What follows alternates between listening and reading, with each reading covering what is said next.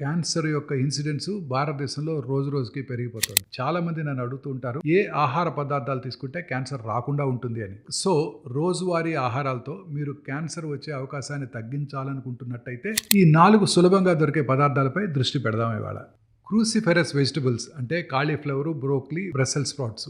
వీటిలో గ్లూకోసినోలేట్స్ మరియు సల్ఫరాఫెన్ అనే ప్రయోజనకరమైన సమ్మేళనాలు ఉంటాయి. ఇవి శరీరంలో క్యాన్సర్ కారకాలను నిర్వీర్యం చేయడంలో సహాయపడతాయి. కణితి పెరుగుదలను కూడా నెమ్మదిస్తాయి. ఇక మోస్ట్ ఇంపార్టెంట్ మన రోజు తినే వెల్లుల్లి మరియు పసుపు. వెల్లుల్లిలోని అలిసిన్ రోగ నిరోధక శక్తిని పెంచుతుంది మరియు క్యాన్సర్ కణాల వ్యాప్తిని దెబ్బతీస్తుంది. పసుపులో మనందరికీ తెలుసు కుర్కుమిన్ ఇన్ఫ్లమేషన్ తగ్గించి ట్యూమర్ యొక్క అభివృద్ధిని నిరోధిస్తుంది. ఇక నట్స్ అంటే కామన్ గా డ్రై ఫ్రూట్స్ అంటుంటాం. ఒక గుప్పెడు బాదం లేదా వాల్నట్స్ విటమిన్ ఇ, సెలీనియం, ఆరోగ్యకరమైన కొవ్వులు మరియు యాంటీ ఆక్సిడెంట్స్ అందిస్తాయి. ముఖ్యంగా వాల్నట్స్ కొన్ని అధ్యయనాల్లో క్యాన్సర్ కణాల వృద్ధిని నెమ్మదించినట్టు కూడా చూపించాయి. ఇక ఉసిరికాయలు, నేరేడుకాయలు మరియు బెర్రీస్.